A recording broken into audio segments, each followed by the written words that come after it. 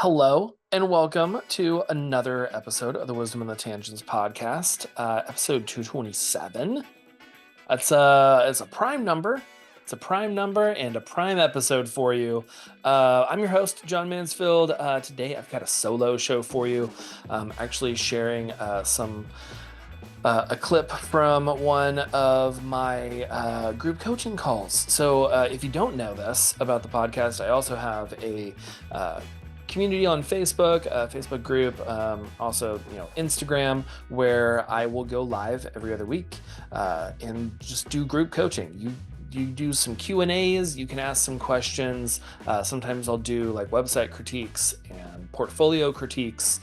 And it's just a good kind of relaxed, laid back conversation about business and less of like, this is what you need to do and all that. It's very similar to this podcast where we have conversations and you still get a lot of gold, a lot of wisdom from it. So this is a clip from one of my recent group coaching calls where we talked a lot about pricing. Pretty much every single photographer I have coached, every person that I have talked to about their business, we talk about pricing. It is a big thing. It's something that you're going to try and figure out how to price yourself, how to display your prices. And today we're going into the four main ways that you can display your prices on your website.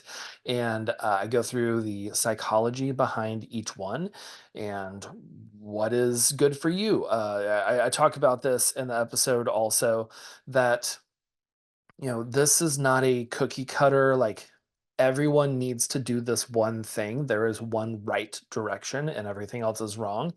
It depends on you, your brand, what you're wanting your target clients to uh, infer. Are you inferring or are they inferring? I can never remember which one. I'm going to say you're inferring what your what your brand is, and they're able to take it all in. So as you listen to this, these are all options. Kind of weigh which one works best for you, and maybe you might need to be doing a little edit to your website this week. Anyway, if you ever want to join any of the upcoming group coaching calls, like I said, I do this in the Facebook group, which you can just search for Wisdom in the Tangents podcast, or there's links to the Facebook group and the Instagram page in the show notes, which Instagram, we are at wit.pod. So hopefully I will see you there for an upcoming group coaching call. Let's get into this one after a short break from our sponsor of today's episode.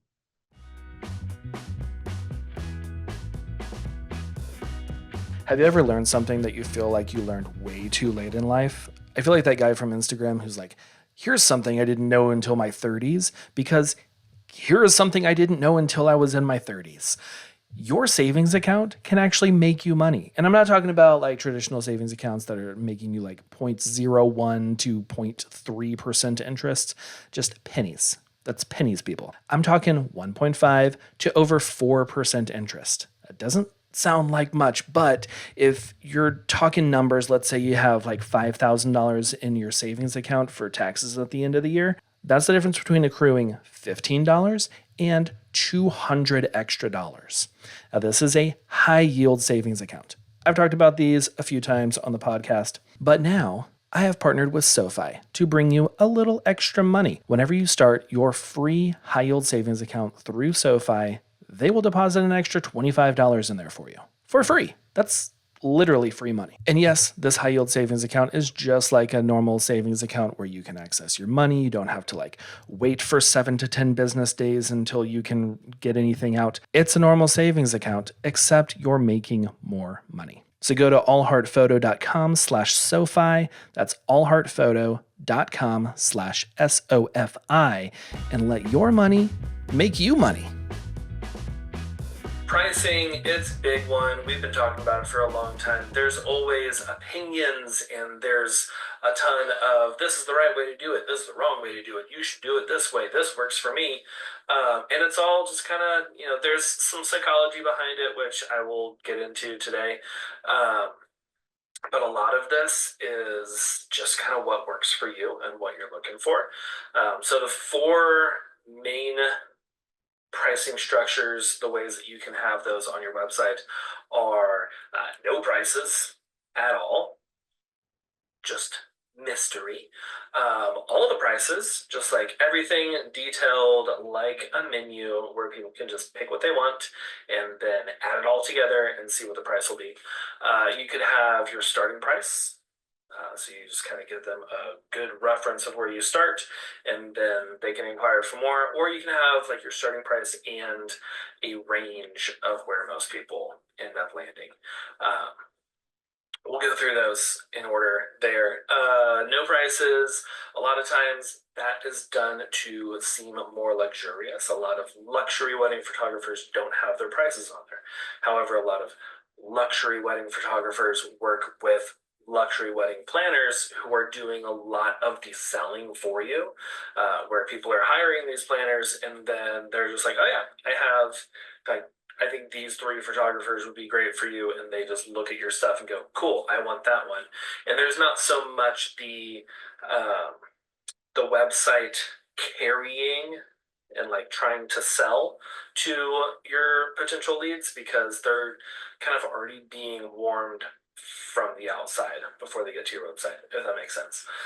It's less of the, oh, hey, I found you through a Google search. It's, oh, hey, I found you because my coordinator said you're great to work with. So I don't really like the no prices on your website. It for most people, for like 95% of all couples out there, and I know this because on TikTok there were a lot of comments about this, and also just by talking to my couples, and I have a Facebook group for engaged couples, and they talk about this in that group as well, that if there's no prices on your website, it seems sketchy, and they're probably not going to inquire because they either think, one, you are way too expensive because you're not even showing the price. It's like whenever you're on like you go to a restaurant and there's a menu and it's like, market price for the flounder or whatever, and you're like, that's probably too much. I'm gonna go with the tilapia because I know I can afford $23. No idea how much market price is gonna be. So it's like they either assume that you're going to be too expensive, or they assume that maybe you aren't expensive at all, and you just don't want to put your prices out there. Another thing that I hear about this is that you don't want other photographers to see your prices and then undercut you by doing the exact same thing, but for $500 less. That's reasonable, but they can't undercut you if they don't know everything. So that kind of goes into the whole a la carte menu, where it's just, this is what 8 hours looks like, this is what adding a second photographer, this is adding a photo booth, this is adding an album, and it's like all there laid out for the public. The benefits of this is that it is very transparent and that people can like this a lot because it feels like kind of online shopping, where you're going on there and you're like, okay, so this thing is $12, and then I'll also add this to the cart because this is 18, and now I know that I'm going to spend 30 plus tax and all that. It's very online shoppy kind of pricing, which I would argue is not really what we're wanting as as a luxury, as photography, because it is not a necessity, no matter how much we think that it is. But yeah, I would recommend not having that, not having everything on there, because whenever you do have everything on there, it is easy for your competition to come check out your stuff and then undercut you, or structure packages just like yours, but maybe they have better marketing, so they're getting out in front of other people before those people can find you. Let's see, the third way that I talked about, what was it? Oh, just having your starting prices on there. This one's okay.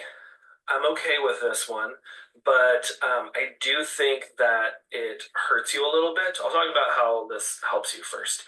So having your starting prices gives your clients and your leads, anyone who is Google searching, anyone who is landing on your website from many different ways, this helps them. I think I just whistled. I think my throat just whistled really loudly. I don't know if you could hear it or not, but I sure did. I did it again. Okay, weird. Anyway, maybe I need some water. I'm distracting myself.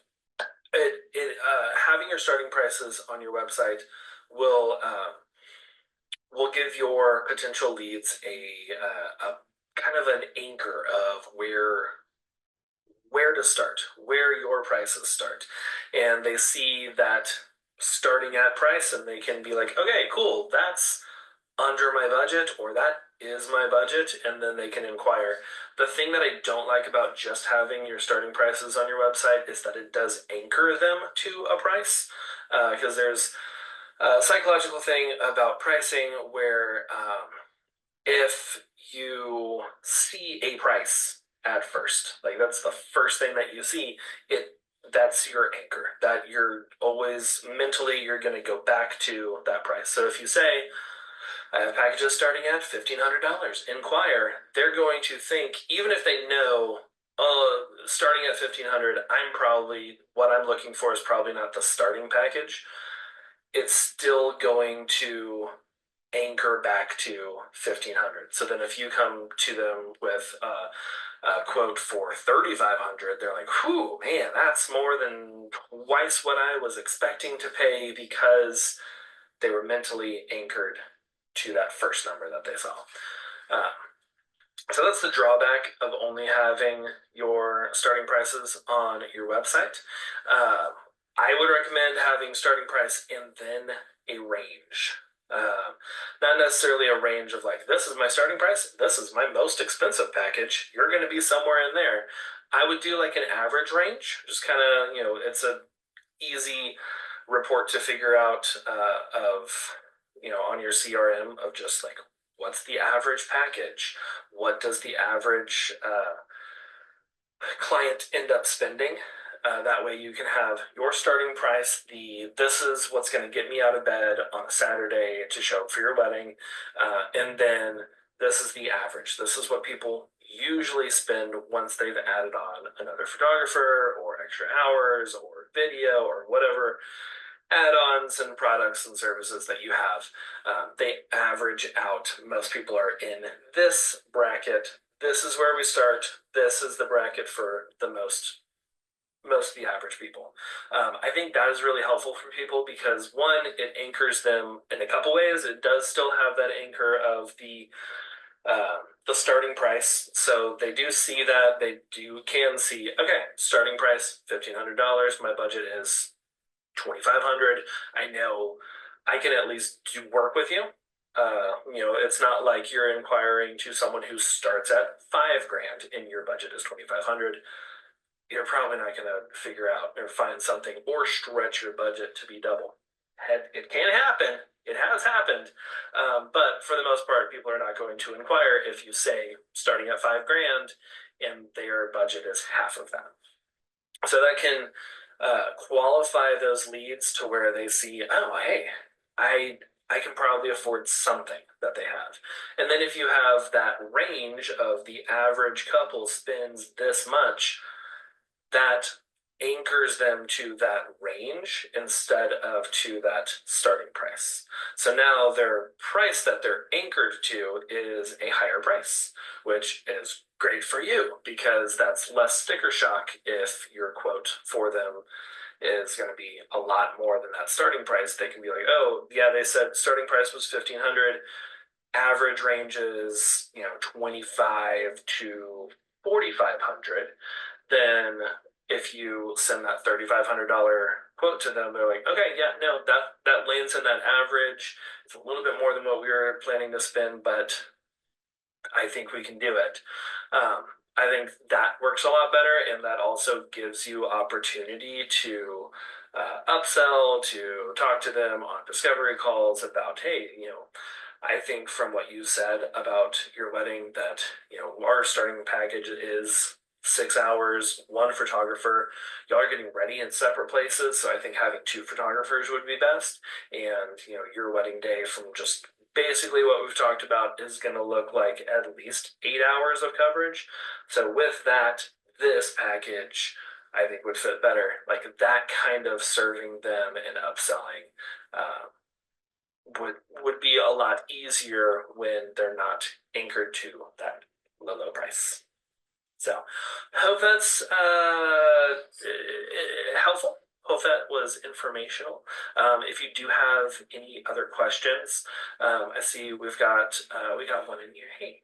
Thank you for listening to another episode of the Wisdom and the Tangents podcast. As always, you can check out all the show notes at podcast.allheartphoto.com. And again, you can join for an upcoming group coaching call, which I don't think I mentioned this earlier, but these are free. It's on Facebook and Instagram. It's not like Patreon or something like that.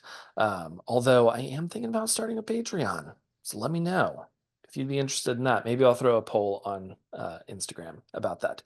But I do these live. This was a live from Instagram. And yeah, join us for an upcoming one. Follow us on Instagram at WITPod.